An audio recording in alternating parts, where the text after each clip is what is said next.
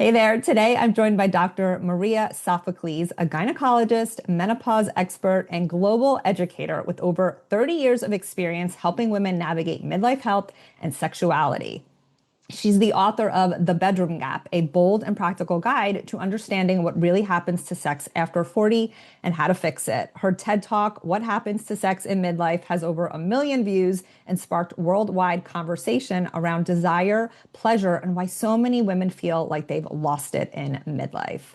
Thank you so much for being here, Dr. Maria. I'm so glad to have this conversation with you today. Thanks, Claudia. I'm so glad to be here too. I love to talk about this stuff. I know. That's why we have you here. So you recently wrote a book called The Bedroom Gap. Yeah. Can you tell us what that means?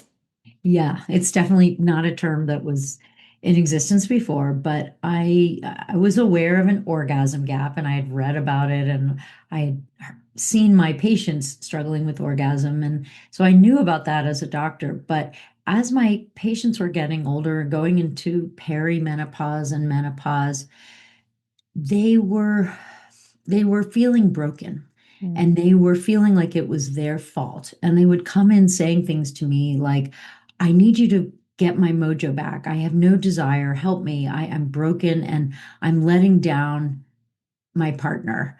mm, He has needs, men have needs. Same-sex couples have issues too, but for mm, the most part, it was by heterosexual couples that were feeling like they were failing what society expected them to give to their male partner. And that just sat with me the wrong way. And I started thinking, is it just menopause or is there something bigger? So the bedroom gap is the differences in expectations and abilities between mm, couples sexually. And it can happen at any time in life. You can have it at 25 or 85. But I noticed that in midlife, it tended to really become pronounced. And I think mm, this is because men have Viagra. So if they develop erectile dysfunction, they have this awesome way to sort of turn back the clock and just, mhm, no problem, I've got an erection again. And you can get Viagra anywhere and you can get it cheaply and it's covered and it's accepted. It's like almost mhm. bragging rights, like, oh, I got to Yes. go pick up my Viagra. And honestly, you don't even have to have erectile dysfunction to get it. You can just Mhm, want to have more erections. So even men with no medical issues can just get it for more sexual pleasure. And our society is cool with that.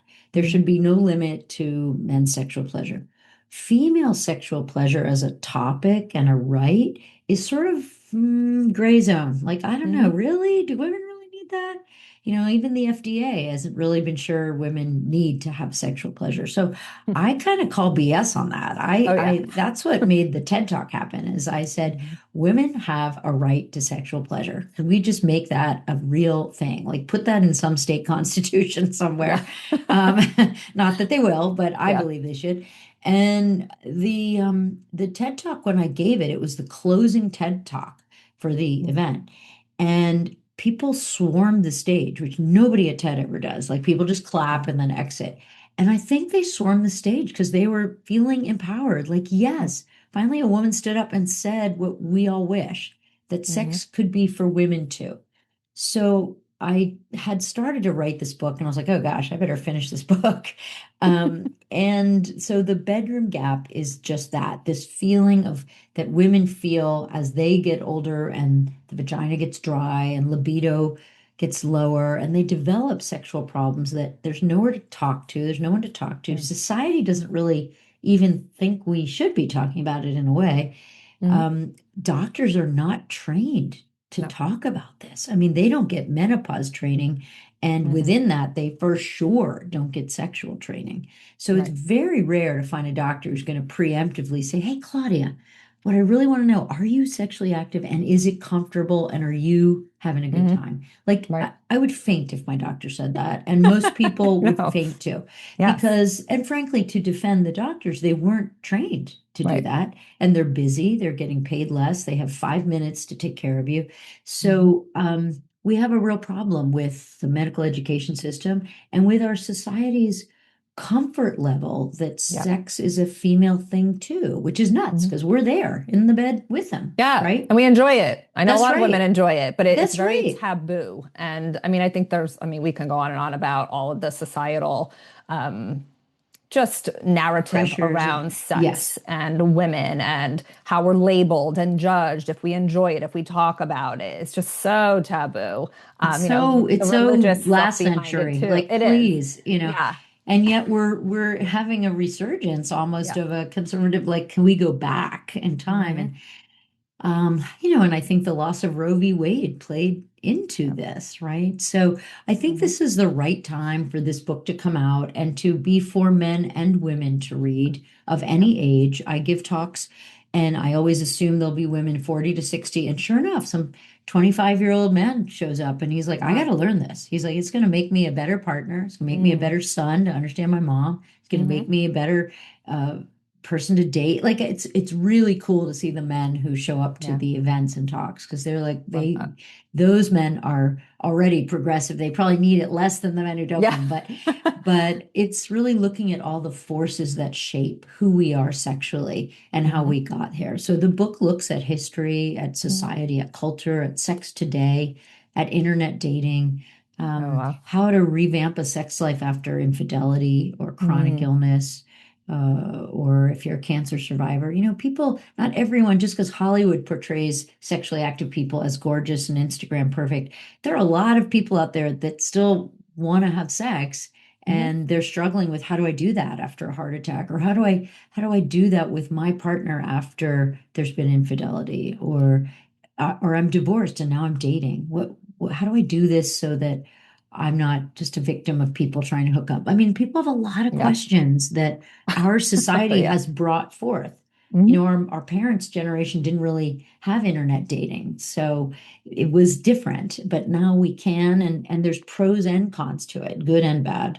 Yes, I agree. I don't think it's all good, and I certainly don't think it's all bad. But things have definitely changed, and I think there's a lot of pressure, like you said, on women, especially when we get to this age, to look a certain way, to perform in the bedroom, and a lot of women.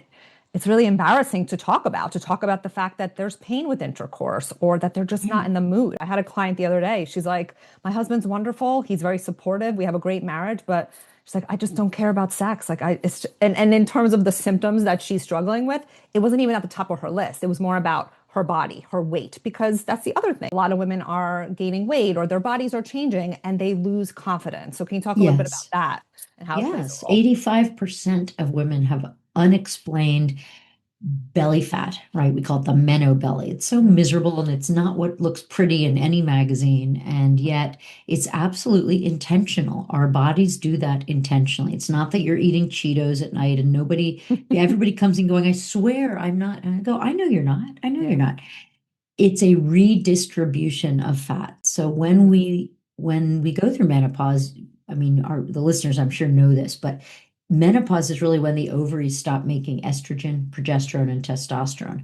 We actually lose even more estrogen than we do testosterone. So on Mhm. a relative scale, we actually have metabolically more testosterone directing traffic. And when I say directing traffic, that means directing where the fat's deposited. So men have lots of testosterone. Where's their fat deposited? On the belly. Mhm. That's why men have those little skinny butts and skinny legs and don't get fat on their hips. Yep. But when we lose all that estrogen, we get a more male placed fat deposition. And it's right where we see it and we don't want it. And you're right, that really kills your confidence when you're newly dating after a divorce or you're widowed or you're single and you're like, God, this is the last thing I want is to have Yeah. that.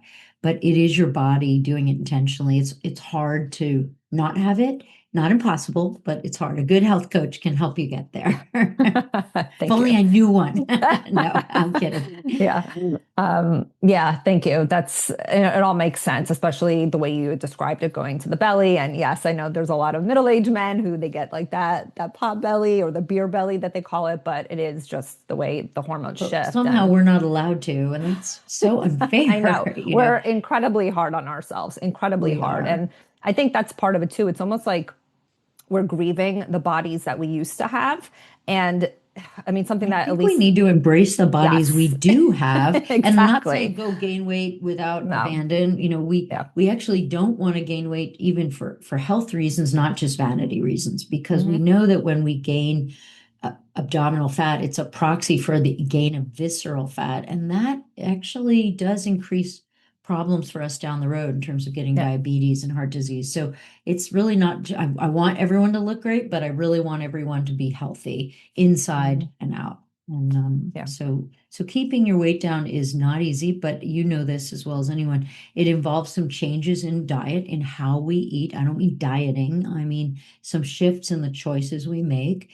It involves an understanding that we need fewer calories than we used to, which nobody really tells you. There's no such thing as sex No, ed, menopause ed, you're right. like you must have in 10th grade or 8th grade. It's like we just are left to find this out on our own. And so Yeah, and a lot women, of women are doing the no. same thing that they did for many years, not realizing that their body is changing quite drastically. Hmm. So getting back to the hormone piece, what exactly is happening in the body? And I want to go back to like why women are struggling with their libido. Is it hormones? Is it stress? Is it resentment? Is it all the above? I think it's multifactorial. I think the libido is a multifactorial thing. I don't think it's as simple as just hormones, although I think for everybody it's a little different. For you, it may be that your hormones plunged or you're in perimenopause and they're chaotic, and that's really wreaking havoc on your memory or your libido. You and I may have different experiences. So people will say to me, well, my sister didn't have any of this. And that's your Right. sister. Hmm. But I think libido effects are certainly hormonal. Certainly, there's one layer of that. You can't lose estrogen and lose testosterone, which work in the brain, in the parts of the brain that govern libido. You can't lose those and not have any effect. Yep. But our financial situation, our health situation, our partner's health situation, Hmm.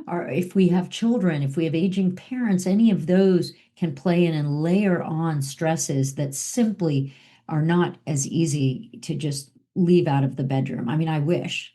And I certainly Yeah. work with people to teach them mindfulness and to teach them how to make their bedroom a sort of inner sanctum. But Hmm. I would be a hypocrite to say I've never climbed in the bed and been unable to sleep because of some life stressor that I learned about. So it's Hmm. it's a many factor thing. And you mentioned body image and Hmm. self-esteem and how we feel about our partner. Is our Yep. partner, are we not attracted to them? Or is it just that we're pissed off that they left the dishes in the sink again?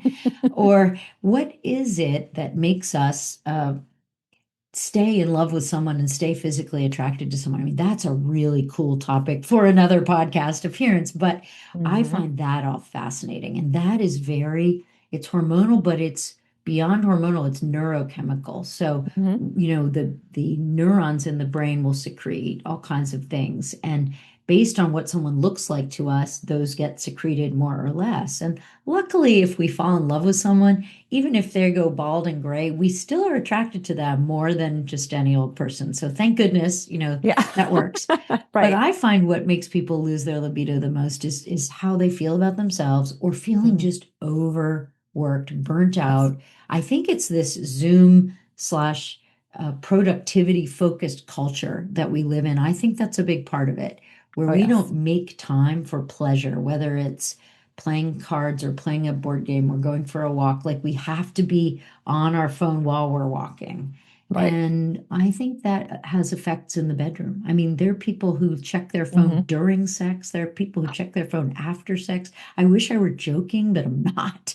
Oh, I'm, So I'm sure you're not.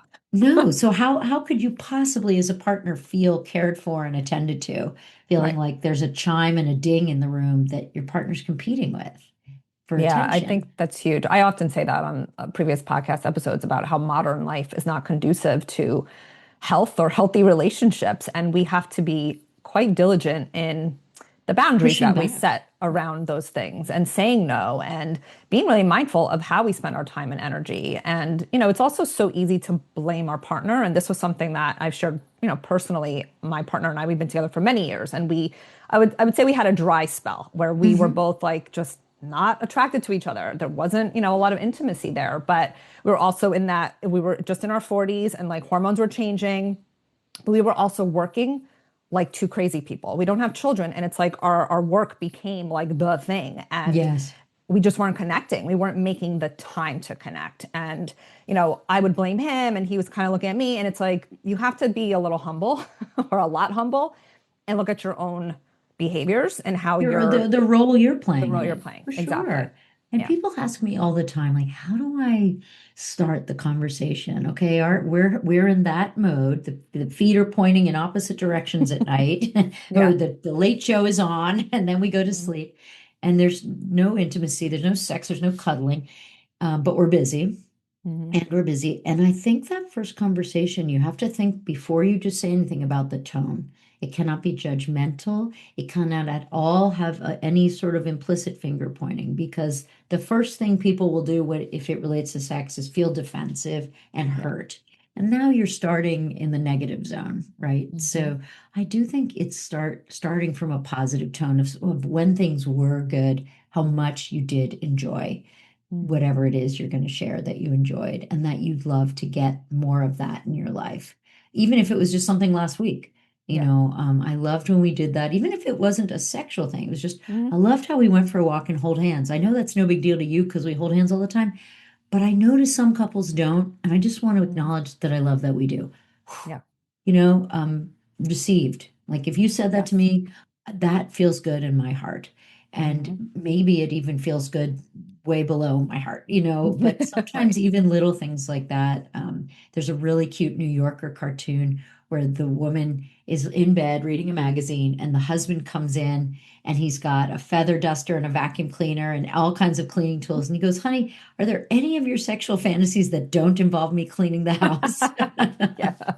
So there is something to learning each other's love language too, I think. Absolutely. I know that for sure. Like we've done that too. We've read all the books and, gone down rabbit holes with just relationships because we were really struggling at one point and we love each other and we get along. We're best friends and we're like, what is going on? Like, why can't we figure Right. this out? We're smart people. And I Yeah. imagine many others, and especially women who listen to this podcast, they're high achieving, they're boss babes, like they're educated. Oh, And yet yeah. they can't figure out this, like you call it, bedroom gap. And it's incredibly frustrating. And as I'm sure you've seen, can lead to divorce in many It instances. can be relationship wrecking and it crosses all socioeconomic levels. It crosses Hmm. all educational boundaries. It crosses all religious boundaries. I have patients in my practice I mean, I take care of women from a homeless shelter. I take care of anybody. And I take care of women who are CEOs and Olympic athletes and all kinds of amazing badass women and everything in between. And I'll tell you, they all have the same problem. And I think it's because society, it's what we were speaking about before, doesn't Hmm. really permit space for this as a topic for women to talk about with sisters or friends or for mothers to say, I kind of want to teach you about how as you age, your body's going to change. But what you Hmm. need to do is pivot and keep intimacy and keep things fun and don't and enjoy fantasy. Fantasy isn't some weird thing for Yep. kink, or fantasy isn't just for little girls at Disney World. Fantasy can be whatever could give you goosebumps. Think of it that Yep. way. And if you're watching something on Netflix and you kind of get goosebumps, or you find your palms are sweaty, or you're tingling in places you didn't expect to be tingling, that's Right. awesome. Seize Yeah. on that and You're remember that. alive. Oh my It means God, I you're didn't alive and realize it's it was a normal. hockey player, a gay hockey player, or whatever it was, It's so funny. We're watching Yellowstone right now, Yeah. and there's all these cowboys. I'm like, I didn't think I liked cowboys, but maybe I do. Cowboys that look like that and I can't Yeah, smell them, right. what they really smell like, that's great. Yeah, So I think it's good to whatever floats your notice boat. that. Yeah, Yeah. notice, make a notice. And I've even met a great therapist once who said, whatever, write it down. Keep a little Mhm. notebook and write down cowboys. Write down cowboy with big mustache or whatever it Yeah. is that you were like, holy cow, because you need to reinforce it for yourself and you need to show yourself that it's fine. It's not silly and Yep. it's not embarrassing. And you don't have to share that with anyone. And it kind of brings me to the topic of self-pleasure. There's Hmm. nothing wrong with self-pleasure. And yet the word masturbation, we've sort of gendered it. Like for men, Hmm. it's Yes. expected. You're 10 years old, close the bedroom door, we expect it. For women, it's like, oh, don't do that. Yeah. Don't, I mean, no, nice girls don't. My friend Hmm. went to Catholic school in Ireland and they taught her that masturbation was a sin as evil as murder. And this was in the 70s. Come on, come on. Wow. Like, why? Wow. I mean, she lives in New York now and she realizes that was silly. And it's not just Catholic school, by the way, nothing against Yeah. Catholic school. But that was in the 1970s. We were teaching Hmm. that it's equivalent to murder. Like, on what planet is that not silly? I But mean, that it's left, almost makes you hate your body because it makes you think there's something bad about these yes, feelings that you have yes. that are very natural. And I have patients to this day who I've talked to about exploring self-pleasure as a way to have better pleasure with their partner. And they just go, Hmm. I just can't. I can't tell you why, but I just can't. And I think it relates back to messaging from childhood Hmm. or from Sunday school or from their parents or someone that said, Yeah. don't touch yourself. And people don't say that to men. They don't No, say it no, it's emphatically expected, like you or don't said. touch yourself or you're a bad person, kind of Right. thing. So I think we have to, there's just a huge gender divide, and I think it plays out as a bedroom gap. And, there's so many factors. I mean, porn itself affects the Hmm. bedroom gap Yes. because it teaches men this is what sex is supposed to be. Women are supposed to orgasm from penis in vagina. That's the way.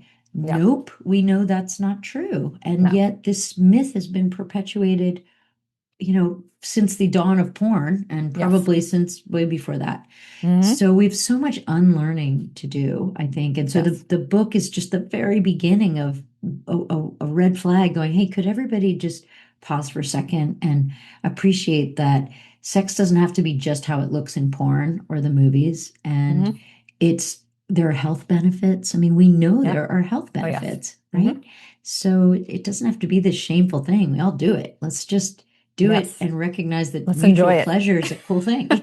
Sorry, what else do you want to talk about? I can No, go it's for hours. fine. I know. I feel like we're going off on tangents, but I want to like kind of comment on everything that you're saying because I agree with you full heartedly. And I think, like I said before, like when I was talking about that one client, nobody's coming to us because that's their number one symptom. But in my opinion, I feel like it needs to be brought to the top because if they were having better sex, if they were enjoying themselves, if they were having more pleasure in their life, whether they're single or, with a partner, I feel like a lot of their other symptoms would improve when you There, are having there's a connection like study that now. regularly. Yeah, there's a study that came out in the journal Menopause looking at do women who self-pleasure have the same, more, or fewer hot flashes? And the answer is fewer. Wow. They actually, it's its own stress reliever that Hmm. reduces the number of hot flashes. So bingo. I mean, that's like one kind of interesting thing. So Yeah. I just think we've understudied this, we undervalue it, and so we never bring it up in a doctor's office, and the clinicians never bring it up to us. So I Yeah. think the burden is really on women to kind of reset the clock a little bit and say, okay, I'm living in this cool era where I can actually get sex toys online in the Hmm. privacy of my own little Amazon delivery Yeah. guy and or at a CVS even. I mean, we are Yeah. living in a little bit of a renaissance, but I think Hmm. women, I want your listeners to step up to the plate and take what's on offer because I think there's joy there for them and self, advocacy. And Hmm. I think it does help with all the other little parts of your life. I think sleep is my number one though. If you Yeah. could sleep well, you Yeah. can have better sex, you have energy Yes. for sex, Exactly. You'll you're have more energy. socially Hmm. connected, you Yeah. probably make better eating choices. We know that people who don't sleep well consume more calories and lower quality calories. So I Hmm. actually have to say, if I could only pick one thing that everyone could improve, I hope it could be sleep because that seems to Yeah. play out really well in everything else. I bet I you totally agree. agree. Yeah, I I totally know. agree. I'm actually like lately been like really focusing on my own because I had a little stint where I wasn't sleeping well and I'm like, what's going on? Me And then too. exactly like you said, like things start to it's like a snowball effect where okay, I'm not sleeping, so then I'm moody, then I'm craving things, I'm not in the mood to have sex. I mean, obviously it affects everything. You're not able to Hmm. focus. But I love So that. what Yeah, did you sleep do? and sex. What did you do? How did Well, you I am on hormones, which we can certainly talk about. I know, well, that's part of it, right? We talked about hormones a little bit, how did why those help your sleep? oh Did they help yeah, you sleep? they do. I think for me, it actually was that I increased my physical activity, meaning I've been strength training more, but I wasn't eating enough calories for it. So Yeah. I've been tracking a little bit, and I do think that tracking can be helpful, especially when you're that active to see like, am I eating enough food? So Yeah. I was getting kind of like these blood sugar dips. Yeah. So I would be hungry at night, and then I found myself snacking. I'm like, well, this is impacting my sleep. So I mean, I've been on Hmm. hormones now for a few years, which I do think helps. But like you and I kind of talked about offline, HRT is a huge piece, but also the diet and lifestyle piece is huge. It is. And Yeah, I've been having the exact same thing in parallel, strength training more yeah, and building muscle mass, but losing weight more than I wanted to. And so I've been negligent about really trying to make sure I'm tracking those calories. So my daughter visited me yesterday and in a nice way got on my case and just said, Mom, I just need you to eat healthy and be mindful of having the protein you need. I was Yeah. like, thank you, It's so doctor. funny. But it was interesting. So It was true. like I counsel people, but I needed my daughter to help me. So on that note, I know I've heard you mention vaginal estrogen and HRT. So what are your thoughts on that in regards to libido? I know, obviously it's very hard to find a provider. A lot of women come to us because they're just confused about HRT. There's a lot of misinformation, confusion. So can you talk a little bit about that and how you help your patients? Sure, sure. So, first of all, this podcast, Perimenopause Simplified. I think perimenopause is really the most confusing time for people. Once Yep. women are fully menopausal, they're not having periods. I think a lot of women in this country know now they sort of have a decision. And that Hmm. decision is, do I take HRT or not?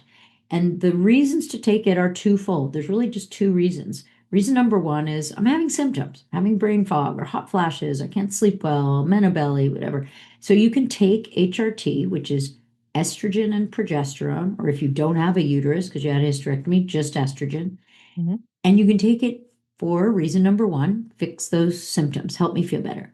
But reason number two is for long-term health benefits. We call it preservation of function. And Hmm. that's whether you have symptoms or not. You're taking it because you're looking down the road. You're saying, I'm 50 or 51, and I want to be the healthiest 70 or 80 or 90-year-old I can be. Hmm. And we know very clearly that if you use estrogen and or progesterone in the decade after your period stops, so let's say from 50 to 60, keep it round and easy, that your development of osteoporosis will be less, meaning you'll Hmm. put the brakes on that pathology later in life. We know also that especially if you use it in the right range and dose, you are buying yourself cardiovascular health with relation as it relates to building plaques or not building them. We think it also has brain health because estrogen is used in so many parts of the brain. The studies are somewhat conflicting in terms of Alzheimer's and development of dementia and timing of onset of dementia. We have a lot of studies with good news and some that doesn't really show anything, and a few that are kind of worrisome. So we don't have the verdict is still out on that. And many people say, well, gosh, if it's not all good news, I don't want to do it. I think that's very short-minded, Hmm. small-minded. I think you I want to agree. look at your overall health.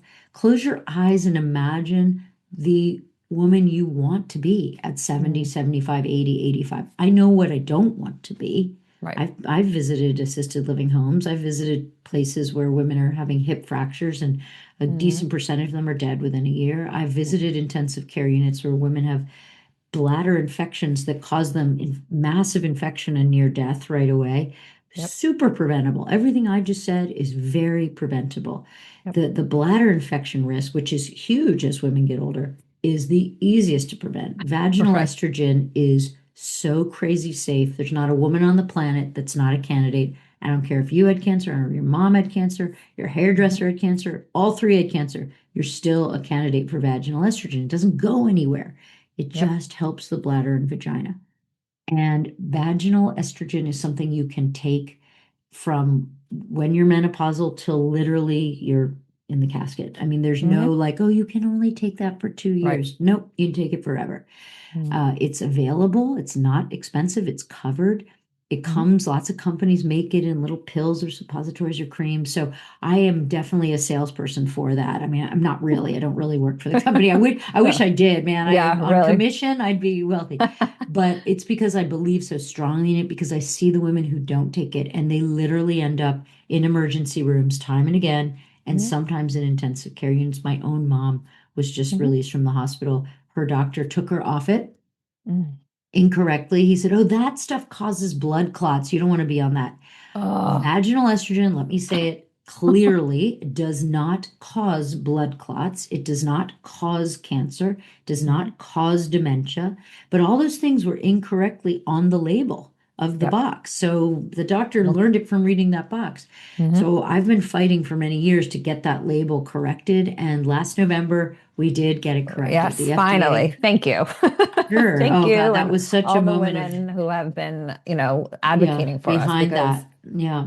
I Yeah, mean, we it's appreciate just it. crazy. It's craziness. I hear Well, that too. We hear stories about women being told to come off of it or that it causes cancer. I mean, so much fear by their around this. doctors. I mean, that's what's breaking my heart. And Yeah. my own mom was a victim of it. That was Hmm. really hard for me to hear. And she said, "Well, my doctor's so nice. I'm sure he wouldn't tell me Yes. something just to make it up." I Hmm. said, "Well, he didn't make it up. He just hasn't read anything new in 23 years." Yeah. That's So, another problem, I think, with a lot of women. Not a problem, but we have this good girl, nice syndrome where pleaser, be a pleaser. yes, and especially when with doctors, I see it in my own mom. She's in her 70s and she's been going to the same doctor. I don't want to bash him or any other doctors, but No, she's been seeing him for years and he has not done what I would do, somebody who knows so much about hormones and, to help her. And, yes, personal responsibility comes into play too. My mom could be, just not great with the diet and lifestyle stuff, but he hasn't been really supporting her. And I think so many women, especially in their 60s and 70s, at least from what I've seen, they have this loyalty to their doctors. And it's like, listen, 100%. your doctor may have been wonderful when you were getting pregnant, your fertility years, but like you said, they don't have the education to support you in peri and menopause. So make that a priority to find somebody who can Yeah. help you during this stage. Yeah. So listeners can go to menopause.org to look up by zip code, a provider that can help them. They can also go to Marcella Hill's online community called Wake Her Up. Hmm. And Wake Her Up has 700 clinics around the world that do menopause care. So I think she's got an amazing Rolodex, so to speak. Hmm. And people can go and use her. And they can always find me, mariasophoclesmd.com, and I can direct them too, because I know people all over the place. So Hmm. however you need help getting the care you need, get it. Don't, I'm sure the doctor's nice, and there's nothing wrong with being a nice doctor or even going to get a mammogram prescription and pap smear. But I think our medical education system for too long has been about when you have a disease or symptoms, go to the doctor. They'll diagnose you and treat you. And we simply must begin to think more preemptively, more proactively. Yes. Let me go see what choices should I make so that I stay healthy, so I don't need to go to a doctor as much. That's how I view it. Yes, well, so do I as a health coach. That's pretty much our whole shtick, I preventative know. care, I diet and know. lifestyle changes. And they play such a huge role. And I feel like now, especially with the online space, like I said, it has good and bad. There's so much out there. There's so many gadgets and tech and all that. And it's time and place for everything. But we can't forget about the foundations of health, the diet, the sleep, the movement. That's Social huge. connectivity too. Social connectivity, my goodness, community, especially with all the online stuff. It's like we've kind of lost that in-person connection. That's I right. think we need to kind of bring that back a little bit more. I do too. But you were, just going back to like the vaginal estrogen, you had mentioned that you've pioneered some sort of laser technology. Can you talk a little bit about that? Yeah, I didn't invent it, so I don't want to Oh, misrepresent. But two okay. doctors in Italy invented Okay. a CO2, carbon dioxide laser that can be used on the vulva and in the vagina. Mhm. And they invented this in 2008. And I was very lucky to be living in Italy. I moved here from Italy. And so when they got it FDA approved in 2015, they contacted me and said, "Do you want to be one of the first doctors to bring it? There's you and this other doctor at Stanford and a doctor in Ohio, and we'd like to ship three of them. And we think this could really help menopausal women or women with vulvar diseases like lichen sclerosis or women with recurrent urinary tract infections. Because when we Mhm. make the vagina healthier, we make more blood vessels to help the bladder." And I thought about it and I thought that makes great sense because in 2015, really a lot of people weren't using either systemic hormones or vaginal estrogen. And any breast cancer patient, their doctors were saying, "You Mhm. can't, you can't, you can't." Thank goodness now we know that breast cancer survivors can use vaginal estrogen safely, but then we just weren't doing it. So I felt there was this gap, this need. And so I was really proud to help bring that to America. And I've since taught that technology to women and their doctors on 5 different continents. So I've taken it all Wow. over the world. So that's been really a nice sort of legacy, that I'm very proud of. The Mhm. bummer about it is that Of course, it's for women. It's not covered by insurance. Insurance Yeah. companies keep denying it, saying it's cosmetic. It's not cosmetic. There's nothing cosmetic about it. But since it's for women's sexual health, I think it's Mhm. so low on their priority list. Yep. They just don't want to cover it. And I fought and fought, and I just don't think I'm going to win that battle. You know, Oh, I'll that's start, so write infuriating. another book. I'll just write Yeah. another book. But the Right. FDA is definitely, partly to blame for this. I mean, there was a medication for a testosterone formulation for women, and the company Mhm. put hundreds of millions of dollars into research, and they didn't pass it. And we actually have footage of the hearings, and you can hear them say, like, I mean, really, do women need it anyway? And it was stunning. So that failed at the FDA. The medication ADDY, ADDYI, was Mhm. the first medication approved for female sexual function. Yes. Even that, they put them through so much hell. Like you would think it was heroin, Oh my and gosh. it was such a safe drug. I mean, okay, it could be more effective. It's effective, but it's not like Yeah. amazing perfect. But lots of things aren't amazing perfect, and they Right. pass muster. Oh And yeah. and it wasn't dangerous, and they Yep. just kept raising the bar, more hoops to jump through, just because they were thinking it's just not necessary. We have Viagra. And I was like, okay, do you not see that that's sexist? Well, that's why we need people like you, people like me, to be able to be a resource so the women and men listening can say, okay, there is more for me out there. I can have sexual pleasure. I can get rid of my hot flashes with or without hormones. Don't forget, we have, if you're not comfortable using HRT, there are non-prescription Mhm. over-the-counter things that there is good data from, usually kind of plant-based supplements. Yep. One I like is called Equell, Yep. Equelle. I like that one. Mhm. Bonafide has some things on the market. Yep. There are prescription medications that we use off-label. Mhm. Oxybutynin, a bladder medication, gabapentin, a pain medication. We Mhm. can use these off-label to help us if hormonal therapy isn't enough or we just aren't comfortable with it. But I would say if anyone's out there and they're thinking they're not a candidate for hormone replacement therapy, text me. Mhm. Find me on Instagram, text me, because it's very few women who truly shouldn't be on it. Really, only Yep. women that have an active cancer that has estrogen receptor positivity. Other Mhm. than that, it is hard to find any woman in the country now that isn't a candidate, because the estrogen that goes through our skin, like the patch or the gel, that Mhm. doesn't really increase clotting. Mhm. So you can't tell me you have a clotting disorder or you had a heart attack or stroke, so you can't have that. That doesn't hold water anymore, which is Yeah. great.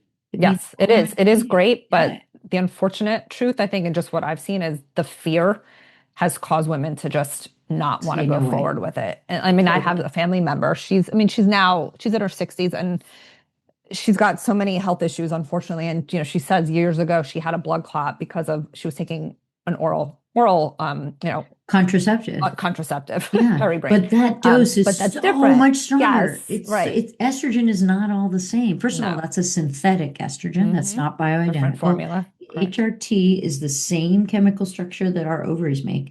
Hmm. Second of all, it's a teeny, teeny, teeny, teeny little dose. So Yeah. being on the pill and having a clot is a terrifying thing. It's Hmm. scary. I'm so sorry that happened. But it happened because those doses, especially probably when she was on, were really high. Yes. Now the pill itself, thank God, much lower doses. But Hmm. the HRT that we prescribe is lower than any dose of any birth control pill except for one on the whole planet. So Yep. different doses, and more importantly, through the skin, does not go to the liver, does not affect the blood's ability to clot. It's Yeah. really Thank important. you for clarifying that because I think there is still so much fear. And I think sometimes women need to hear it over and over again. But Having osteoporosis might not feel like a big deal when you're 45. It feels like a lifetime away. yes. When you're 75, you're going to wish you had done HRT from 50 to 60 or more. Yeah. And like I love Jennifer Aniston does an ad for sunblock, and it's the greatest. Whoever wrote this was so smart. She says, nothing is as sexy in your 50s as sunblock in your 30s. Because in Right. your 20s and 30s, you're like, I'm going to go tan. I just want to look great and whatever. And then you're in Hmm. your 50s, you're like, I wish I had not spent all those days in the sun. I wish that And now, and I'm only 43, and I'm like, oh, I had some sunspots. I me wish when I was too. younger I wasn't putting baby oil all over Me me. too. I did the same thing. And I Yeah. think as we get more educated about this, 75-year-old women who are needing knee replacements and hip replacements are saying, darn it, I want to still play pickleball and I'll have the Mhm. knee replacement and hip replacement. But I wish if I had, now I know, if I had used estrogen from 50 till now, or 50 to 60 at least, I know my bones would be in different shape. And I may have been able to escape this big surgery or this fall and this fracture. And again, it's just that foresight to look ahead and say, you're doing this now to prevent things that are silent so that you're healthier down the road. I think Yeah. we fear cancer way more than we fear heart disease or osteoporosis. It's just about a relative fear. And Hmm. I agree, cancer is a scary thing. But Yeah. if we can just clarify that this doesn't cause cancer, and Hmm. it's so hard to unhook that. I have Yeah. women who I'll talk to them for an hour and they'll go, yeah, but my friend said it does causes cancer. And I'm thinking, okay, I lost this one. She's never going to go on it, Yeah. Yeah. so And listen, you can't convince everybody. I mean, the no. best thing we can do is educate and share our own experience. I believe I tell women I'm on HRT. I don't hide that. I'm a big fan of it. I started perimenopause symptoms in my late 30s and I was miserable. I almost Wow. shut down my business because I could not Wow. focus. I was anxious. I was overwhelmed. I wasn't sleeping. I'm like, how can I help other women when I feel this lousy? But Hmm. thank God I knew that I was starting it. I just didn't think it was going to happen that early. But I was like, okay, I guess it's time for some hormones at this point. I also had to look at my lifestyle and how much I was working and my stress, the things that we Hmm. talked about. Um, but hormones made a massive difference for me. So I am team HRT. I'm always telling women like, it's your decision, but here's the information that you need to know. So thank you. Yeah. Thank you And for I'm team everything that you HRT do. for the other end because I see the women that get underdiagnosed with heart disease and have heart attacks that they didn't need to have.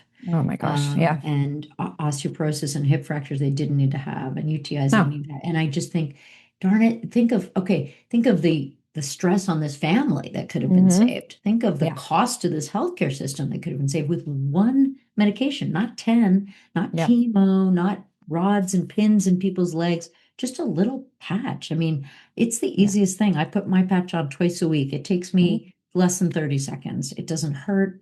Like Hmm. there's so little risk to it. It's Yeah. covered by my insurance, and I'm hopefully, preparing for a longer health span to Yeah. stay healthy longer. We know Yes. women gather information for their families, but we also know they look out much more for their kids, their relatives, their Hmm. friends than they do themselves. And so if you're a man listening to this and you have either a perimenopausal partner who's forgetting everything and grouchy and crying at Disney movies, it's okay. You can say, don't just say, I don't fully get it, but I get that it's out of your control. And I know there are people who could help you through this and partner with them. Say, I'll go with you. I mean, gosh, Hmm. it would feel so good. You'd feel so supported. It's Yeah. not that you, the man, needs to understand everything, but just to Yeah. care enough to say, I'll go with you. I got to learn. I'll read the bedroom gap. I got to learn Yeah. about it.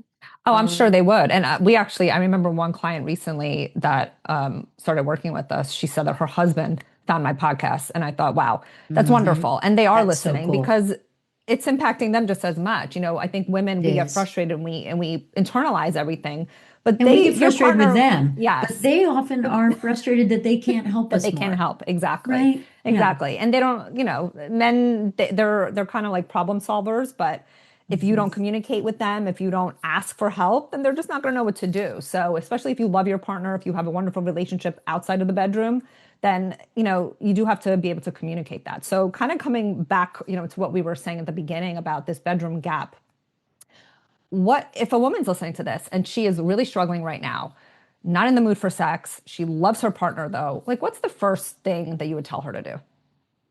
I think the first thing, I mean, if it's just a libido thing, meaning there's not sexual pain or bleeding or anything, I mean, if there's pain or dryness or bleeding or just misery with the physical aspects, I think you need to find a clinician, ideally a gynecologist, who is comfortable saying, I can look and see, you can see in 1 second what's going on. The medical term is called GSM, Mhm. genitourinary syndrome of menopause, and they can treat you. And it takes only about 3 months to really make a whole bunch of new cells. And that'll feel really good because she's now taking this into her own hands. The thing after that is communication. is sitting down or going for a walk or a drive with your partner and saying, you know, I'm kind of struggling a little and I'm finding I'm getting irritated at you and I don't want to because I know it's not your fault. But somehow, because you're on the other side of the bed and I'm not feeling any interest, it's like I'm having fantasies about being single, and you got to help me because I know Mhm. that's crazy, but I'm starting to want to watch TV more than get in the bed because I'm almost dreading it. Yeah. So maybe could we talk about this? Maybe could we take a course together, or maybe could we learn about perimenopause or menopause a little more? Or could we read The Bedroom Gap and we will understand a whole lot more? Hmm. Because I'm not even sure. I'm not even sure how to have this conversation. That's okay. Be Yeah. vulnerable. Be the Yes. one without the answers. You don't have to, but know that if your partner, male or female, is committed to you and to your happiness, they're going to probably say, God, that's terrible. I have some bad news. I don't have the answers either, but I'll go there with you. Oh my God. If Hmm. someone said that, you should be celebrating because that Yes. means they care about you and they care about the relationship. And if Yes. they don't say that, if they don't have those words, it's okay. You can Mm. say, I know this is a topic we don't talk about much, but say, I kind of think we should. I think this time in our lives is it's for us. The kids are Mm. gone, or our Hmm. jobs are steady, or we have all these other stresses, but we're going to be together, I hope, for a long time. So we've Hmm. got to think about what you and your partner, you must have had some kind of come to Jesus moment there, We had a right? couple of those. A couple. Yeah. Yeah, I was like, this isn't working. Do we go our separate ways or do we do something about this? And luckily we chose the latter. And now things are much better. But it took some very uncomfortable conversations. And I do Very. encourage women to do that. I know it could be scary, but if you do you want things to stay the same? I think you have to ask yourself that question because Mhm. if they stay the same, you're not going to be happy Usually you a year drift from now. apart. Yes, it's going to get And if they worse. stay the same a long enough time, it will lead to infidelity. And we know Hmm. this because the most common decade for infidelity for men is between age 50 and 60. Wow. And Yeah. the most common time for GSM to develop in the female vagina is mid to late 50s. Yeah. So think about it. If 70 to 80% of women, that's the statistic we think, are developing vaginal dryness and pain with intercourse in their mid to late 50s, Hmm. and they're turning away and they don't know how to treat it. They don't even know if it's treatable and they're feeling broken. They're not talking to their doctor and their doctor isn't asking them. They don't have anywhere to go. It just drifts and this gap just increases. So a Yeah. conversation is truly the way forward because once you have your partner's awareness and hopefully buy-in, some partners are amazing and they'll go on the internet and find podcasts or find a specialist like myself. I've Hmm. had many men reach out to me and say, I'm in Indiana, but you got to help my wife, Hmm. and it's in the old days before we had Zoom calls and stuff. People would get up and drive all night, and just Wow. show up in the morning and look exhausted and have three Dunkin' Donuts coffees in their hand. And those were very dramatic visits because I Yeah. realized that this is so important to this couple and Yeah.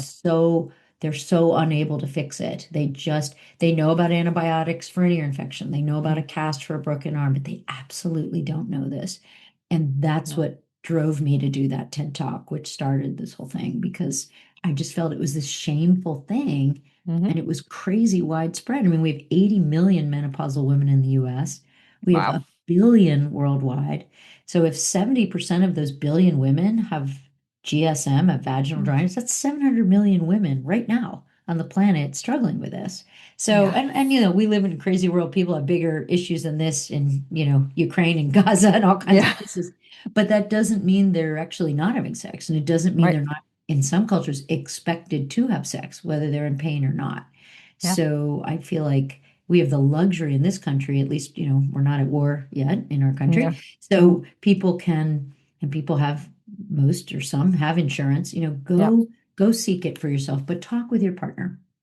I think Yeah. that's, if I had to hone it down, a 300-page book, hone it down to one word, it's Yeah. communication. Communicate. Yeah, Communicate clearly, lovingly, respectfully. Yeah, I yeah, think how we communicate sometimes really matters. Not, I think, I know. totally. Because yeah, it's very easy to blame somebody else and that never lands well. I think No. everything you said, I love the idea of just going for a walk and bringing it up. Like, hey, I really miss when we did XYZ. can we get back to that? Or are you feeling this way? Are you noticing a change? Like, what can we do together to improve this? So, And the other thing is knowing what gives you pleasure, right? If you mhm. know and you can just acknowledge for yourself, I don't like it when we do this. I do like it when we do that. Simple stuff like that. And you can even get the oomph up to communicate that. Yes. Partners love that. They Yes. want that. They want you to be happy. They're Right. not selfish people. They want you to be happy. It might seem Right. like they just want a penis in vagina Yeah. until I ejaculate and then we go to sleep. Like it can feel like that for a lot of women. But partly that's because men are not sure what you Yeah. like. They think that's what they're And supposed to do. and And like you because said, even with porn, I mean, they just think that that's the way. But they want to please yes, you. they I do. found I find And that. that's why we have an epidemic of orgasm faking too, because Hmm. women think they know what they're supposed to sound like, and men Yeah. think they know from porn what women are supposed to sound like. So there's a recreation of that, even if there's not the pleasure or orgasm. And when we fake an orgasm, we just perpetuate that myth. We just Yep. perpetuate the myth. It's really no different than someone making a terrible, terrible, dinner and you saying, "No, it's delicious," and feeding it to the dogs. Like you probably need to find the courage to say, I just don't like, cream on my potatoes or whatever. And Yeah. and it's hard. We love pleasing and women are pleasers, but Oh, yes. the book deals with a whole chapter on orgasm and faking and why Oh, it okay. doesn't serve us and where it came from and how to masturbate. And it's a lot of how to improve, how to talk, how to communicate Hmm. mindfulness, but it's also a lot of where this all came from. So I think people, I hope they'll find it good. I can't wait for you to Oh, read. I think it should be required reading for men and Well, women. well, I think we should have a bedroom gap book club. I think the Oh, yeah. Perimenopause Simplified might need a book club where we give people a QR code and say, in 6 weeks, we're going to meet back here and we're going to talk about these chapters because people read it and then they really feel empowered to like dig in, which is cool, which is Yeah. fun. Oh my gosh. Well, thank you. I could talk to you for hours. Maybe we'll have you back on at some point. Thank you so much for the work that you've done. And I know it's hard work, I love it. I absolutely but love it yeah, because you're you can helping see so these many light bulbs people. go on, and Hmm. people just feel like for the first time in their life they feel heard. And Yeah. especially when you make a plan with them, it's well, what you do is really gratifying too, right? You're giving Yeah, I people, mean, when you see yeah. women getting results and their life changing because of it, it's incredibly fulfilling. Well, I can't wait to send people your way since we're both Jersey girls. Yeah, we didn't even know until we started I chatting. know, So, I know, I know. well, thank you, Dr. Maria, for being here, and everybody who's listening. I will put all the things that she mentioned in the show notes. So check out those links and make sure you follow her and grab her book, The Bedroom Gap. Thanks. Good luck, everybody. Happy spring. Hey, before you go, if you're resonating with this podcast and realize that your symptoms are anything but normal, my comprehensive program, the Perimenopause Method, may be a great fit for you. My team and I help women in their mid-30s to early 50s improve symptoms such as fatigue, disrupted sleep, anxiety, erratic moods, bloating, and much more. We do this by utilizing advanced testing, a personalized plan tailored to you, women's health and hormones education, and ongoing support so you never feel alone and you get results. If you're ready to commit to your health and feel like yourself again, but even better, check out the link in the show notes to learn more about the Perimenopause Method. The information provided is for educational and informational purposes only.